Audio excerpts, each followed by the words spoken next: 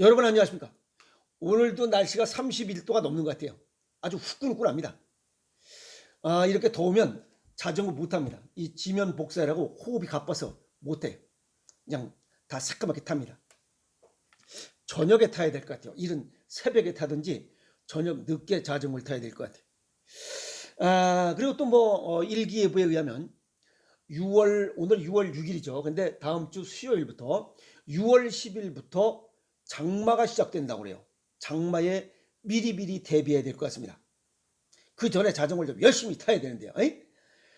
오늘 유튜브를 열은 이유는 남자들이요, 전립선 질환이 있는 분들은, 또 전립선에 아무 문제가 없다 손 치더라도 짜게 먹으면 남자들 손해볼 것이 없다, 그 이야기를 하도록 하겠습니다. 전립선암, 우리가 쉽게 해서 전립선암, 60대 이상이 90% 차지하고 있습니다. 그런데 전립선암 진단을 받으면 벌써 그분들은 골밀도가 낮습니다. 그리고 전이성 전립선암에 시행하는 이런 호르몬 억제요법은 골밀도를 감소시켜요.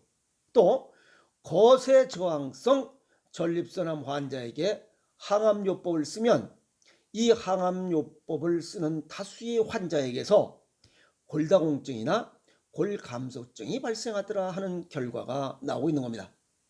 그래서 어쨌든 전립선암이 발생이 됐다면 골밀도는 낮아지고 있다, 이렇게 보면 됩니다. 그러면 사전에 골밀도, 이 전립선암이 생기지 않도록 하는 게 중요한 거 아니에요?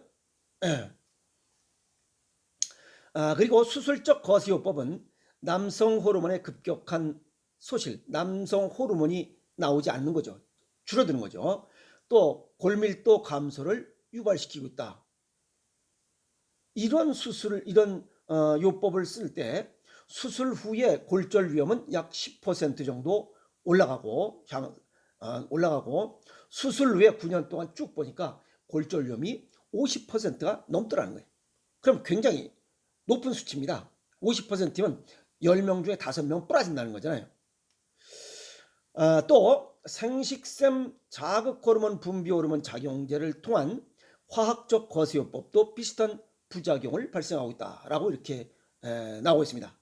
이러한 약제는 혈중 테스토스테론 및 에스트로겐 농도를 급격히 감소시켜서 골밀도 저하를 초래하고 있다. 이런 것들은 테스토스테론, 이런 것 전부 다 호르몬은 콩팥과 연관되어 있어요. 콩팥에서 조절하기 때문에. 그래서 신장과 연관이기 때문에 신장 기능을 보강하려면 짠맛을 먹지 않고는 신장 기능을 보강할 수가 없어요. 그래서 짜게 먹어서 손해볼 게 없다. 남자들은 이 전립선이나 생식 비뇨기계에 어떤 걱정이 있으신 분들은 짜게 먹어서 손해볼 것은 이론 한 푼도 없다는 거예요. 또 호르몬 억제요법으로 인해서 이런 치료를 시작한 후 1년간 골밀도는 약 4 내지 10%가 감소되고 이후로도 4 내지 5%는 더 감소되더라. 그러니까 축축축 자꾸만 골밀도가 감소된다는 겁니다. 호르몬 억제요법을 시행한 전립선 환자의 골다공증 빈도를 보면 치료 시작한 4년 후에는 골밀도가 50%가 골다공증이 진행되고 10년 후에는 80%가 골다공증이더라. 이거 무섭잖아요. 에? 전립선암의 전이가 가장 잘 되는 곳은 뼈다귀예요. 뼈. 그러면 이 전립선과 이 뼈하고 이 콩팥하고의 상관관계가 있다는 거예요. 원격 전이의 90%는 뼈로 전이된다. 전립선암의 골 전이가 높은 그 발병률뿐만 아니라 환자 생존율에서도 이 뼈다구 골다공증 굉장히 위험도가 높다는 겁니다. 전이가 없는 이 전립선암에서 다른 곳으로 골 전이가 없는 1기에서 3기는 생존율이 90%가 높지만 원격 전이가 일어나면 생존율은 30%로 떨어진다. 즉, 이 전립선암 발병 후에 뼈다귀로 전이되면 5년 생존율은 30% 이하로 떨어진다는 겁니다. 골 전이는 척추, 골반 등 무게 중심이 실리는 골격계에 주로 침범을 하고 골전이 암세포가 성장하면서 뼈가 파괴되는 골용해가 발생하고 골절, 척수 압박 등의 이러한 증상들이 나타난다는 겁니다. 그러니까 어쨌든 전립선에 문제가 생기면 골밀도도 낮아지고 그 다음에 신장 기능도 떨어지고 이런 세 가지 불편한 점이 나타난다는 겁니다. 그래서 이렇게 되면 극심한 통로, 이 뼈다구가 골밀도가 낮아지기 때문에 극심한 통증과 거동불능, 움직이지 못하죠. 아프냐, 뼈가 이거 부사질까봐 어려워요. 그래서 이런 거동불능으로 환자 상태가 급격히 나빠집니다. 왜? 거동하지 못하면 근육이 소실돼요. 그럼 근육이 뼈다귀를 닿지 못하고 있어요. 지탱하지 못해. 그러면 뼈가 허물어져요. 그럼 결국 사망에 이르는 거잖아요. 그래서 나이 먹어서 이 골반이 부서지면 1년 내에 70에서 90%는 사망한다는 얘기가 그거예요. 근육이 없기 때문에. 그래서 운동하라는 거예요. 짜게 먹고 운동하는 게 전립선을 예방하고 골밀도를 보강하는 거예요. 또 우리가 일반적으로 골다공증 치료제라고 해서 비스포스포네이트나 또 데노수맘이라고 하는 이런 약제를 씁니다. 이것은 골용해와 통증을 완화시키는 약제예요. 이걸 저용량으로 쓸 때는 골다공증 치료제로, 고용량을 쓸 때는 전립선 암 치료제를 쓰는 악순환입니다. 또 이런 약제를, 골다공증 치료제를 오랫동안 장기간 사용 시에는 이 턱뼈가 괴사되는 이 또 부작용이 발생해요. 이 골치 아픈 거 아니에요? 그래서 골다공증 치료제를 투약하기 전에는 반드시 구강위생점검에서 임플란트 심을 사람은 미리 다 심어야 됩니다. 이게 다 부사지기 때문에. 그래서 골절은 전립선 환자의 아주 이 생존율을 낮추기 때문에 미리미리 준비해야 되는 이런 질환 중에 하나가 전립선 질환이에요. 그러니까 특히 전립선암, 전립샘암이에요. 동양의학적 소견을 정리하면 전립선은 콩팥, 신장과 면역력과 연관이 돼 있어요. 면역력과 연관이 돼 있어요. 그래서 전립선은 신체 구조상 이 방광, 이 오줌기라고 그 중간에 밤톨만하게 구성되어 있어요. 그럼 여기가 왜 전립선이 점점 커지고 이런 현상이 나타나냐? 이게 그 전립선 지역에 모세혈관이 혈액순환 장애가 생겨요. 그래서 혈액순환이 안 되면 모세혈관 있는 부분에 혈액순환이 안 되면 점점 차가워져요. 그러면 점점 우리가 차가워지면 몸이 차가워지면 여기 이 살이 자꾸만 붓는다 그랬잖아요. 그러면 이게 수축과 이완이 안 되면 오줌이 나갈 때는 느려서 내보내고 이걸 해야 되는데 이게 안 되는 거예요. 그러니까 오줌이 찔찔찔찔 나오는 거예요. 그래서 전립선 비대증이 걸리는 거예요. 수축과 이완이 쫙쫙쫙쫙 해서 쭉쭉 뽑아내야 오줌빨이 세고 무슨 뭐 요강이 깨지고 하는 거지 찔찔찔찔 해가지고 어떻게 요강을 깨나. 발등도 못 깨는데 발등만 잠깐 떨어서 구두만 망가지지. 그래서 수축 이완이 안 된다.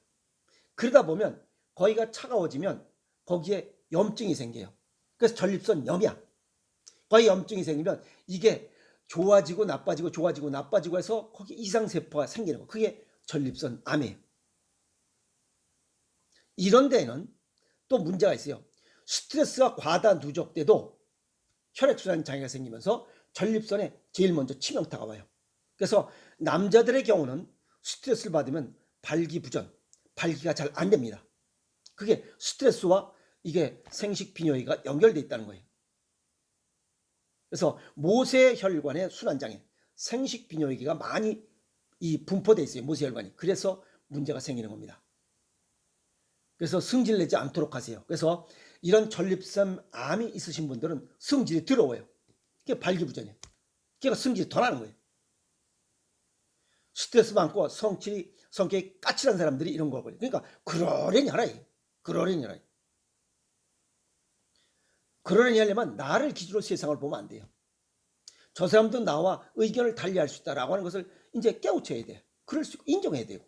그러다 보면 미움, 분노, 원망 이런 게 생기질 않잖아요. 그러면 전립선이 좋아져요. 그런 건 모르고 맨날 뭐 전립선 약만 먹고 내 직업이 앉아서 있는 직업에서 그렇습니다. 그건 쓸데없는 얘기예요. 그래서 그러려냐는 마음을 갖고 나누고 베풀고 하다 보면 전립선이 좋아집니다. 아시겠어요? 그리고 작은 것에도 감사하는 마음, 고마워요, 감사해요, 미안해요 라고 하는 마음을 가지면 이 마음이 따뜻하면 육체가 따뜻해진다고 했잖아요. 그럼 전립선도 금방 해소돼요. 우리가 골다공증, 뼈와 관련됐죠. 그건 신장과 연관이 돼 있고 신장은 짜게 먹으면 좋아지는 이런 습성을 갖고 있어요. 그러면 짜게 먹어서 손해볼 건 없잖아요. 남자들은. 여자들은 몰라. 어쨌든 여자는 전립선이 없으니까. 남자들이요 짜게 먹고 전립선 질환에 걸리지 않고 당당하게 살아라 이 말이야. 그리고 운동을 통해라 이 말이야. 생활 습관을 가질 때 여기가 지금 차가워서 혈액순환이 안 되니까 뜨거운 물에다가 천일염 소금을 넣고 끓이다가 거기에 수건을 꾹 짜서 그걸 여기 기저귀 차듯이 이렇게 차. 그럼 거기가 뜨뜻해요. 그럼 전립선이 서서히 풀어질 수 있어요. 아시겠어요? 그런 습관을 갖고 두 번째는 계단 끝에서 이 앞발로 서가지고 발 뒤꿈치를 오랑대 이렇게 그럼 케겔 운동이 되면서 전립선 그 조직에 수축과 이완이 돼. 이게 운동이 되면서 근육이 단단해지면서 수축과 이완을 잘 하게끔 돼 있어요. 그 다음에 무릎 꿇고 엉덩이를 허리를 똑바로 펴고 무릎 꿇고 엉덩이를 왔다리 갔다리 좌우로 하면 역시 전립선 그 근육이 기능이 보강이 돼요. 그래서 전립선이 서서히 풀어져. 그 다음에 가장 좋은 건 맨발로 걸어라야. 모래밭거니 지금 날씨가 따뜻하니까 나가서 맨발로 걸어요. 모래밭이 없으면 맨 땅이라도 걸으면 발바닥에 있는 반사구, 전립선 그 반사구가 자극되면서 전립선 기능이 좋아져요.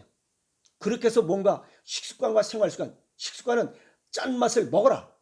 그리고 발을 자극하라. 그 다음에 여기 이 고환 밑에 있는 그 거근, 이 근육을 튼튼하게 보강시켜서 이 전립선에 소변 나가고 할 때 수축과 이완이 잘 되게끔 하면 그거 이렇게 생활습관을 바꿔서 고치는 거지. 무슨 여기 전립선 골다공 치료제 뭐 약을 먹으면 결국 나중에 턱도 괴사해야 된다. 여기다가 쓴맛 좋아하고 내가 얘기했잖아요. 우리 집안에 그 외숙모 커피 그렇게 좋아하시다가 결국은 지금 골다공증 걸리고 부사져가지고 지금 치매 앓으시고 있다고. 그 다음에 단 거 너무 많이 먹으면 콩팥이 망가진다고 그랬잖아요. 그 다음에 찬 것도 콩팥이 망가지고 싱겁게 먹는 것도 콩팥이 망가지고 그럼 쓰달 차싱을 버리는 것만도 50% 고치는 거 아니야. 그리고 전립선과 생식빈혈에 문제인 사람들 짜게 먹어라. 손해볼 거 없어요. 그리고 얘기했던 여기 수건, 소금물 수건, 그 다음에 계단 그 다음에 무릎 꿇고 왔다리 갔다리 웅댕이 왔다리 갔다리 모래밭 걸어봐. 전립선 질환에 대해서 걱정할 필요 없어요. 내 친구들 중에 다 그 전립선 문제가 생긴 놈들 다 맨발로 걸어서 다 고쳤어. 그래서 얘기하는 거예요. 짜게 먹고. 아시겠어요? 그래서 남자들에게 얘기하는 겁니다. 전립선 암, 또 전립선 질환, 전립선 비대증이고 뭐고 전립선염 짜게 먹어서 손해볼 거 없습니다. 아시겠어요? 짜게 먹고 전립선 걱정 없이 당당하게 살아갑시다. 아시겠어요? 화이팅!